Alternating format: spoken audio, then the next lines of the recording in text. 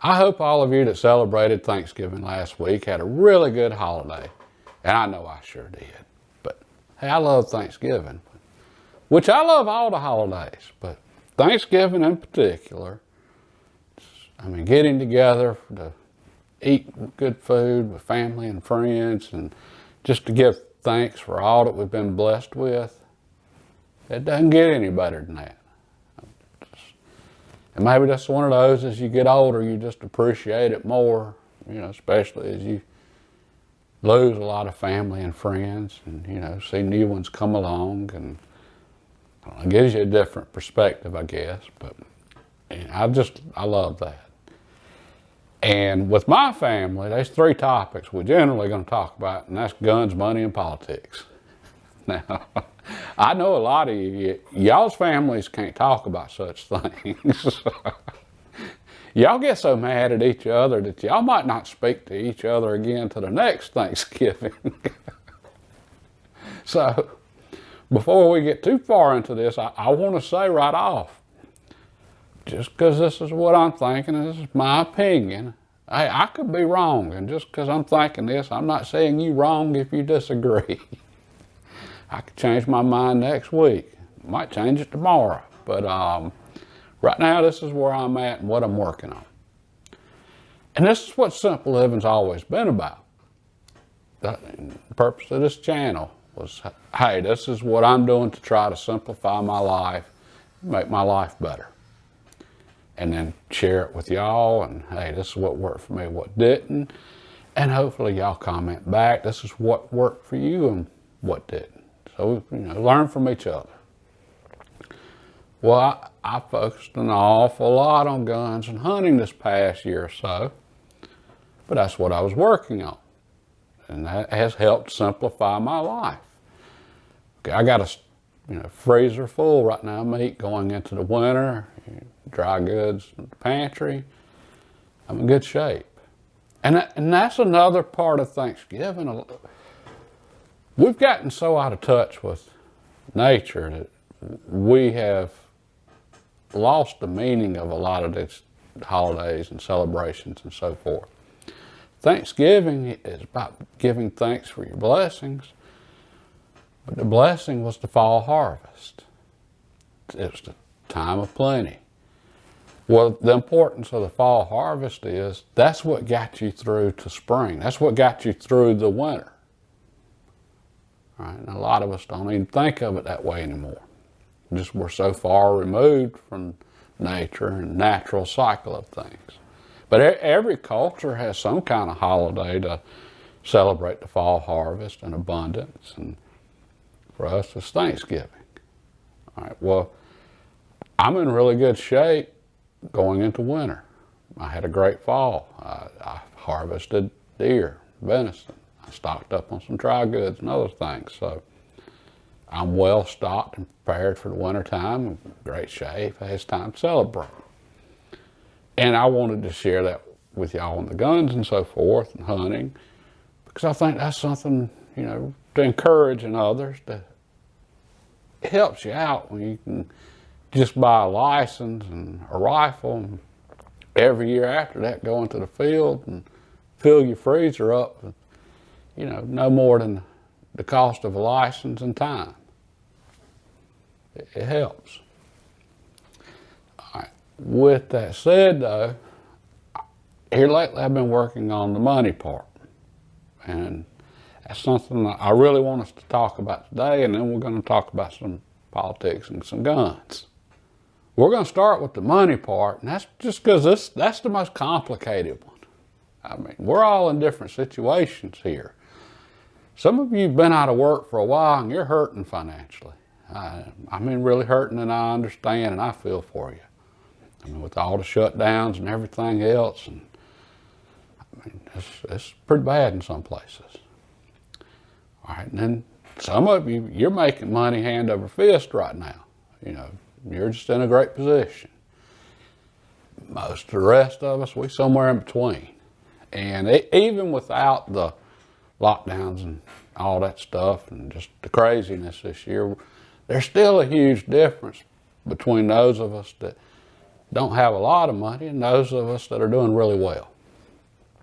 All right, well, we look at things different, and what applies to one might not work for the other one. So it's tough talking about money just because we're all in different places. So I'm just going to explain what I'm doing, where I'm at, and what I'm working on. And right now, I'm worried about the economy. I mean, I'm about as nervous as a lone-tailed cat in a room full of rocking chairs right now. I'm not saying things are going to go bad. I'm not prepping for total economic collapse or anything like that. At the same time, I see the potential for things to go sideways quick and in a bad way, and I'm talking 1929 Depression style. You know, it's bad. I see the potential for that. I'm not saying that's what's going to happen, but I want to be prepared if it does. And that's what I'm doing right now. That's what I'm working on. In the last couple of weeks, I've been putting my cash together. All right, consolidating, you might say. And I want cash on hand. I want it available. I want options, and that's what cash gives you. Now, I know a lot of you, believe in gold and silver, and that's good stuff. But here's the thing, and this gets into, there's a lot that, things could work out all kinds of different ways, but this is something a lot of us don't think about when it comes to gold and silver. And let's say you got a lot of gold. You stocked up on some. All right? The bottom falls out tomorrow, and I mean it's bad. It's, again, 1929. All right, everybody's unemployed, everybody's out of work, everybody's broke. So you got gold on hand, that's good. But you still got to pay the power bill. You got to keep electricity turned on and some heat. Make car payments, house payments, so forth. Well, the power company, they don't take gold. I mean, sorry. So you have to take that gold and you have to convert it to cash. So you got to sell it. Well, you ain't going to get much for it. Because when an economy, when you go into a bad depression like that and everybody's broke, that tends to create deflation. All right? And deflation's where the price of value of gold goes down. I mean, you up there selling your gold to get cash, but so is everybody else, because everybody broke. And not only that, the value of everything you have goes down, except for cash. The value of cash goes up when that happens. All right, so you want cash, a situation like that. I'm preparing for worst case here, and that's probably worst case. I want cash. The opposite extreme is inflation. And that's where the government just goes printing money, going and coming, and you have some cash on you, it's just everything costs too much and you can't afford it. The prices just keep going up faster than you're making it.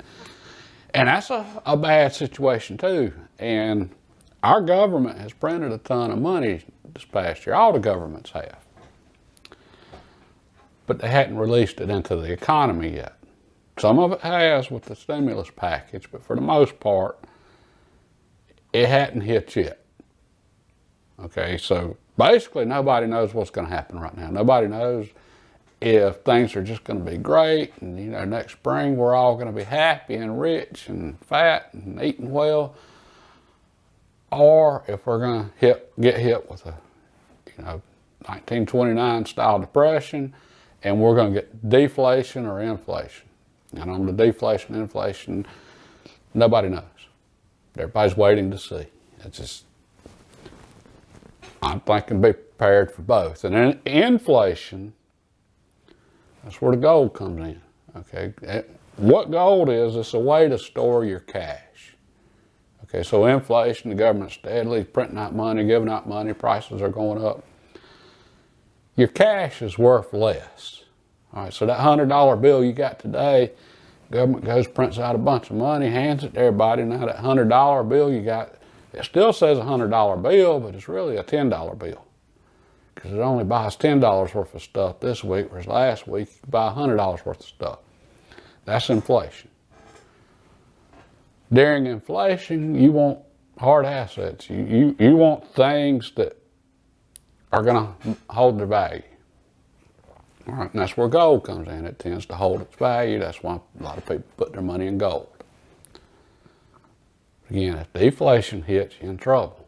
So my thinking is have some cash on hand, be prepared for either. And I'm preparing for, hey, I woke up tomorrow and I don't have a job, and I probably ain't getting another job for a really long time, and I'm going to be standing in an unemployment line with a lot of other people. All right, that's what I'm preparing for. And keep in mind, I'm not a prepper. I see the potential for that.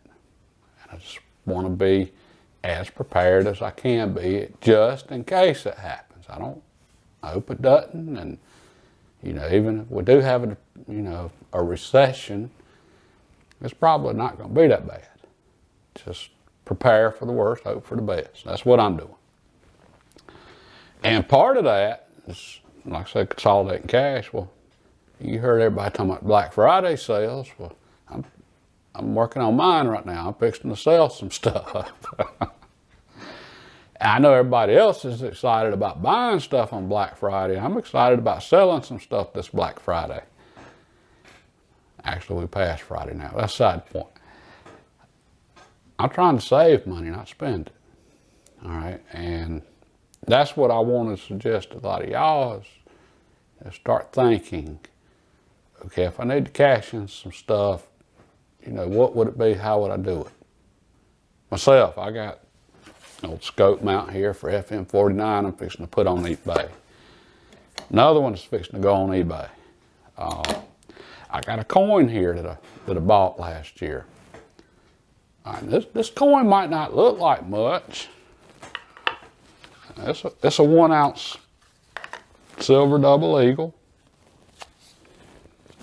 2019, minted, brand new. And again, it might not look like much, but it's a new rifle right here, a nice one. I gotta sell it first, but okay, and this is getting into something else. I've talked a lot in the past about no debt. Well, that really helps make my planning easier because I don't have any, and I'm in good shape. And that's why I keep, every now and then tell y'all, hey, if you got debt, work on getting out of it. When you don't have debt and you get to keep your money, and I've said this before, but when you get to keep your money at the end of the month instead of having to pay it out, you'd be surprised at how quick it accumulates. Well, your thinking changes then. You go from thinking about, okay, how can I pay my bills this month and struggling to, okay, I got some cash here. I want to do something with it to make more money. Well, that's what I did with this. I'm not a coin collector. I just got a really good tip on this coin, and hey, I'll take a shot on it and see. And I paid $67 for it, I think, last year. Bought it from the U.S. Mint. What did it make me? And matter of fact, they were sold out within a few hours after they released it. And this particular coin right here is worth about, I don't know, I'd probably get $800 for it right now, no problem. It's pretty good off $67 investment. All right, well, if I'd have been thinking about how am I going to pay my bills, I wouldn't have been thinking about, okay, how can I find an investment? All right, so that's getting into why, stay on that, stay out of debt. I mean, seriously, it'll help you out in ways you can't imagine. All right, well, I'm fixing to cash that in. I want some cash on hand, not a coin. That might not be the smartest thing for me to do because it's probably going to be worth a lot more in 10 years from now. But I'm going to cash it in, I'm consolidating. All right, so just keep that in mind. As if you had to, what are some things you could do? And back to the deflation thing. If everybody's broke, we're all looking for jobs, we're all hurting for money, the value of cash goes up, we're all going to start selling some stuff. All right. Well, we ain't going to get much for it because nobody has money. All right. And there's some great deals out there if you do have some cash, and if you're in good shape, there's going to be some great deals. Unfortunately, it's going to be because other people are hurting. I'm not saying you need to take advantage of other people struggling. I'm just saying make sure you ain't one of them that are struggling if you can, in any possible way you can prevent it. That's all I'm saying here. You want to be in a position where you could take advantage of a deal or not. It's your choice. But if you're in a position where you have to sell some stuff, you don't have any choices. And that's having money, all that's about is having options. Okay, money's useless. It doesn't make your life any better. What makes your life better is having options, and that's why being broke, that's no fun because you don't have no options. Right, and I can't tell you what to do with money to make money on investments and so forth. I never had enough money to know. But I can tell you about being broke. It ain't no fun. And I'm trying to make sure I don't end up there again. And a lot of the people right now that are investing and so forth, a lot of them's never really experienced being broke, so they just don't understand that, you know, like right now the stock market is going through the roof, even though there's not really any good reason for it to. They're just seeing all the potential money they can make. They're not thinking about what happens if they lose it all. So anyway, I'm just throwing some stuff out there, and that's what I'm working on right now, and I wanted to share it with you. If nothing happens and the economy's great, you can say, hey, that Tom River, he just didn't have a clue. And that's fine. I'm okay with that. That bothers me a bit, because I'm going to be equally prepared if the economy turns around and does great. I'm going to be prepared for that too. But I didn't want to not say anything. And then something, you know, the economy over the next few months, all of a sudden it does get really bad, and me having said something might have helped somebody. So that's why I'm throwing this out there, and that's why I'm sharing with you what I am working on right now. All right, on the politics. There just ain't a lot to say here. My thinking on politics is probably a lot different than a lot of y'all's, but it doesn't matter who's president. Okay, what matters is right now we got two very different ways of viewing pretty much everything right now, and the country's split. And it's split on a fundamental level. Okay, we got the far left right now, which we're just going to call them communists. And that's what we got. We got the communists on the left. We got the far right, which, okay, far right, what I'm calling far right and what the media calls the far right, entirely different things. When I say far right, I'm talking about conservatives. I'm talking about people, you know, that believe the Constitution, what it says, what it meant. And, you know, the institutions we have, like, you know, Christianity, Judaism, it's pretty good things. We kind of need to hang on to them. All right. So that's what when I'm saying far right, I mean people that seriously believe our institutions are good and we need to protect them. Okay, and then we got the rest of the country in the middle, and truthfully, they might as well just be watching a football game. They ain't got a clue. You know, they just like that side because their uniforms are cool. Okay, that's where we at right now. And the news media, they might as well be ESPN. Hey, we're rooting for this side, and you need to also. So, that's how I see politics right now. But we are divided, and there's potential for some bad things to happen there also. So, and this goes back to the economy. I mean, you mix in some serious political divisions, and then you throw in a bad economy, hey, anything's possible then. Just bottom line. And on the political side, I don't see how our divisions right now are going to change anytime soon. I mean, we got the communists that are convinced they're right, and then we got the conservatives, myself. I'm pretty sure I'm right. I think that Bill of Rights and Constitution was a pretty good deal. I think it's kind of worth hanging on to myself. And I don't see me changing my mind on that anytime soon. So, as long as we're fundamentally divided like this, and, you know, I kind of like my rights, and the communists kind of don't like me having my rights. And we got a few socialists scattered in there too, by the way, but the communists, they take your rights, and the socialists, they just vote their rights away. So the socialists might as well be communists. I ain't even going to differentiate between them. Bernie Sanders, he wasn't socialist, he's communist. Okay, when you go spend your honeymoon in the Soviet Union, and I don't mean Russia, I mean the Soviet Union back when it was hardcore communist. When you spend your honeymoon there, just to show how woke you are before it's even cool to be woke. Okay, that's communism. Now, one thing I can say, and I guess this is my only really potentially useful thought for anybody on politics. I respect honesty more than anything. I mean, and I think that's a big part of the problem. Our values are so mixed up right now that you need a priority system for your values, or else you're going to run into conflicts. Okay. You value helping people, but you value, you know, protecting the environment. Which one's more important to you? Because you can run into some conflicts there. You say you need, okay, they're both important, but I'm going to put helping people first. All right, well, that's where your value structure comes in. For me on politics, I value honesty more than anything. All right, so Bernie Sanders, I disagree with his politics.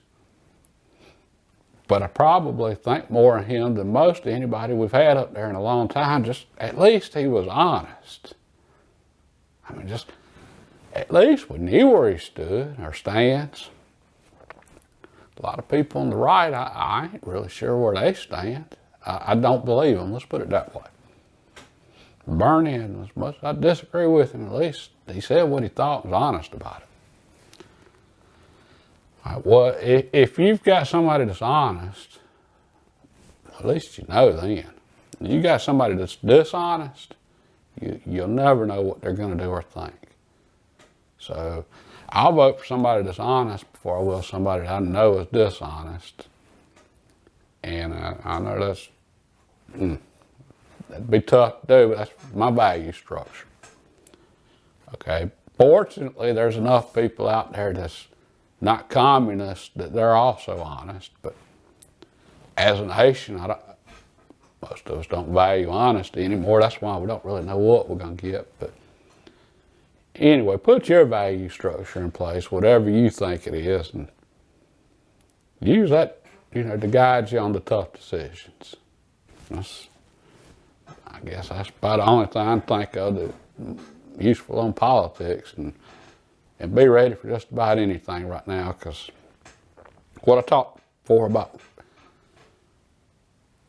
the fall harvest, a lot of us are removed from nature now. Well, nature is reality. All right, so a lot of us are removed from reality. Gravity. All right, that falling, that's reality. All right, you can wish it didn't fall. You can wish you didn't fall when you trip, but you're going to, and that's reality. And it's going to happen every time. All right. You're thinking it might not fall when you drop it. That's your opinion. The reality is it's going to fall. We got too many people removed from reality right now, and that's a lot of the problems. And I don't see no way to fix that anytime soon. But here's the thing, hard times have a tendency to bring you back down to reality. And you not being in touch with reality is what leads to hard times. So there is a fix. It just ain't gonna be no fun going through it. All right, guns. This is another one. I ain't got a clue what's going on, and I think that's part of the problem with the whole thing, with everything right now. None of us really know what's gonna happen. We ain't even 100% sure who the president's gonna be, Trump or Harris. So President Harris, well, we know there's going to be some bad things happen. Well, gun rights and Second Amendment and so forth. And yeah, and this ties right back into, we're split as a nation, potential problems with the economy, people not in touch with reality. You throw all this together, and then you're going to go talking about trying to take people's guns. And I don't want to hear nothing about a gun buyback. And remember what I said about my first priority being honesty? I can't stand a liar. And anybody talk about gun buyback, well, they just done lied as soon as they said that, because that gun was never theirs to start with, so they can't buy it back. I mean, and they're going to use everybody's tax money to buy that stuff with. No, it wasn't even their money or their gun. They can't buy it back. So anyway, a lot of potential for problems here. Keep your head on a swivel, pay attention to what's going on, and be ready for just about anything. And that's what I'm working on for this coming year. As bad as 2020 was, I don't think 2020 is anything compared to what 2021 is fixing to be. As far as I'm concerned, this is 1928. This isn't 2020, this is 1928, and we're fixing to go into 1929. So, and hey, hopefully I'm wrong. The country's gone through ups and downs before. We've been divided many times. That's nothing new. And out of all that division, we hadn't had but one civil war. So that's a pretty good track record. I mean, for, 200 years, that's not too bad. So, don't take any of this too serious. Just do the best you can with what you got. And, I think this is where faith comes in. And I have that. For those of you that don't, hey, that's an individual thing. But no matter what happens, it's going to work itself out one way or another. Always does, always has, always will. So be prepared. And if you hear about anything, let the rest of us know. And I don't mean rumors, because there's a lot of rumors going around right now. There's too many rumors to even keep up with. So, I mean, as far as, some concrete that's going on. So, anyway, just some stuff to think about, and, something to brighten up your Christmas with all this talk. But hopefully we're going to have a great Christmas. Hopefully things are going to stay, stable right up into the New Year's. No guarantees on anything, but, after January, that's when I'm going to be really paying attention. We'll put it that way. Because, let's face it, nobody wants to cause too much problem during Christmas. We all want to be home and, having a good time with family and so forth at Christmas time. I mean, you figure half the kids out there showing out, with riots all summer, they're going to be at the house waiting on presents during Christmas. Anyway, after that, though, just be ready, good or bad. And over the next few weeks, whatever I'm working on, I'll share it with y'all. Might not help, might not mean nothing, but anyway, just sharing it with y'all. So, happy holidays. God bless. Have a good day.